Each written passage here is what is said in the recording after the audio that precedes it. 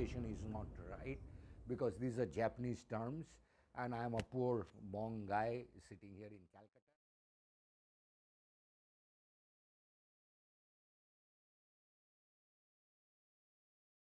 Calcutta. Oh, namaskar. Welcome to another episode of the Ink Happiness. See, we have been talking about Indian pens for a long time now, and mostly when we talk about Indian pens, we are talking about the lower and the middle segment of the pen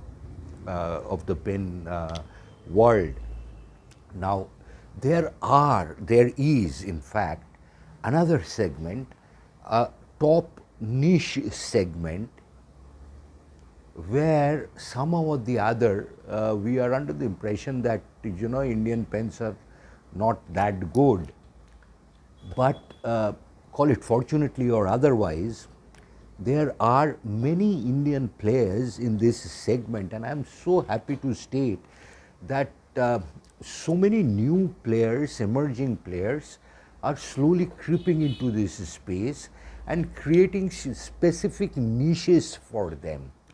Now, today we are going to talk about one such particular niche player in the top Indian segment, and I'm going to show you the pen and talk about it and generally make you aware about this particular niche, this particular craftsmanship, this particular company, this particular person behind this company.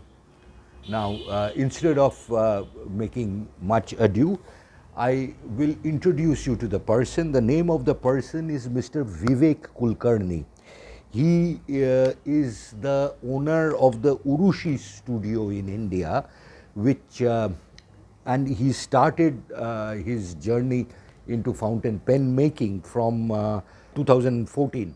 This particular pen, for example, is known as an Aka Tamenuri. Please forgive me if my pronunciation is not right, because these are Japanese terms and I am a poor Hmong guy sitting here in Calcutta trying to look knowledgeable. But the thing is, this is an Aka Tamenuri. So first there are three coats of base paint, Urushi paint, on which three intermediate Syuai coats, again a Japanese term, Syui, UAI, Syuai coats, and which is also sandpapered, and then the actual coloring is done, because if you can see, as you can see, this has a reddish tinge. The idea is, if you go to a Buddhist temple and you have these sponges there, and these sponges have layers of moss and different kinds of life forms growing into it, plant forms.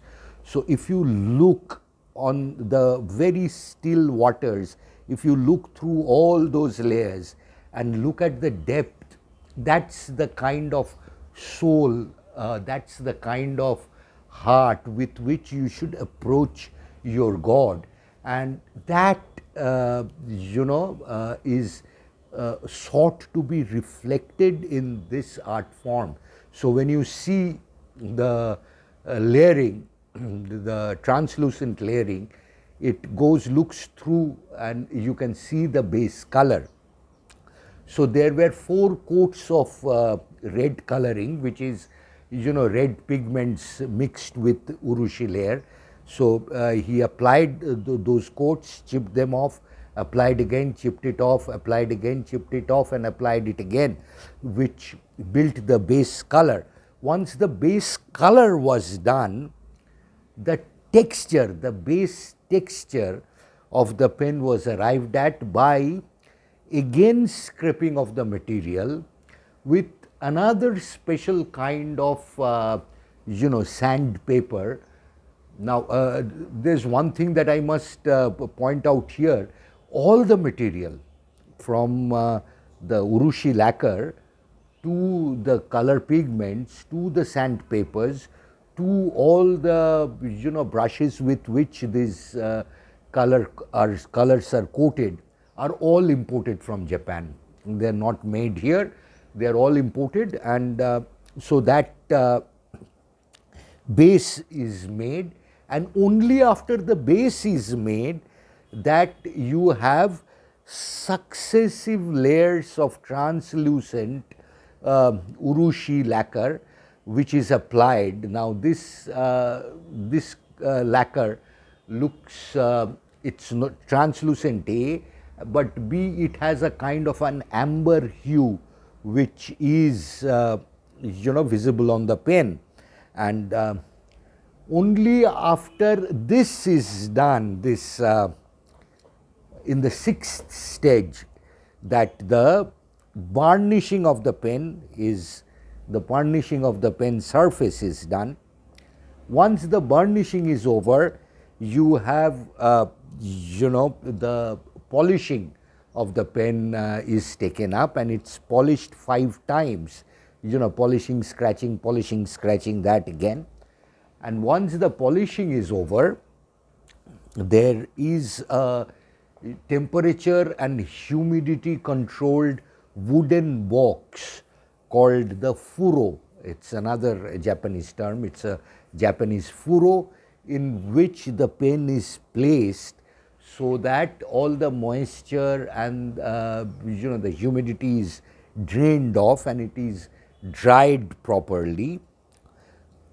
Now, after this drying period, it is still not over, the final surface polishing is done. Now, this is also a very long-term process. Now, I mentioned it briefly in the past, but what I'm trying to say here is that every step, there is no set number of steps or no set number of times that you can do to perfect a pen.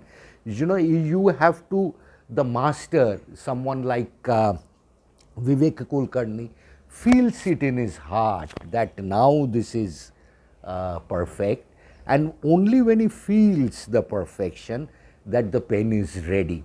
So it's a long time consuming process, and this is the end result. So like if you ask me, is it worth it?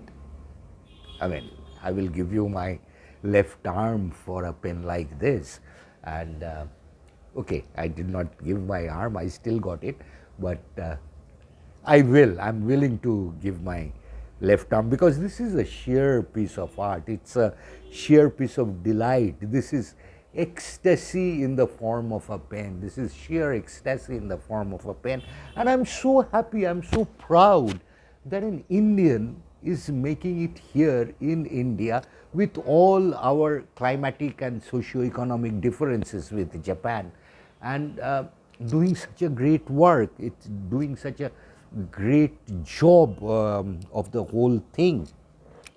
The first surface is, I forgot to mention, the surface is polished with a special kind of oil, and I cannot pronounce the word. There's a special powder that's put into the oil and it's polished. Now, there are 2 things that I'm sure you people are going to ask me, or I'm sure you are dying to ask me about this pen, and I will not get into that controversy. What people keep asking me, because whoever has seen this pen, they ask me, is it right to copy a Japanese art form in India? Why? The Japanese are doing it and they're doing such a great work. So what's the need to, create a pen like this? That's one. And the second thing, this of course is a very expensive pen. It's a very expensive pen as Indian pens go. And why will someone pay such a steep price, a high price, for an Indian made Japanese pen, when at a slightly higher price they can get the original Japanese pen for a slightly higher price? Now the answer, I will not get into, I will not be drawn into this controversy, but I want to say my two bits, I want to add my two bits into it, and I say this is a piece of work. It's taken a long time, and this is a child of pleasure. This is a child of passion. This is sheer passion play at work. So if you are passionate, if I can be so passionate as to be willing to tell you that I am willing to, happily give my left arm for a pen like this, what's wrong with Mr. Vivek Kulkarni being equally passionate to give up everything? He's just given up his job because he wants to pursue his passion of making these pens. What's wrong with him, creating a Japanese art form in India? That's number one. And number two, as for the pricing, it's worth it.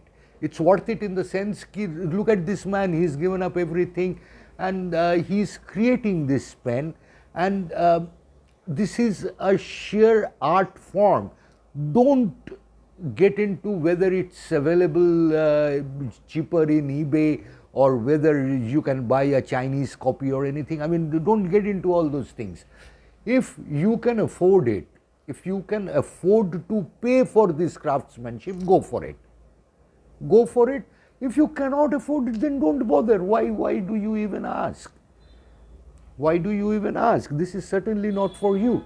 I mean, please don't take me otherwise, but the thing is, this is a work of art. Somebody has given up his life, given everything else up in his life to create this pen, and you are going to give him a decent remuneration for creating this. That's his, that may be his hobby, but that's his bread and butter now, and he's trying to earn his keep.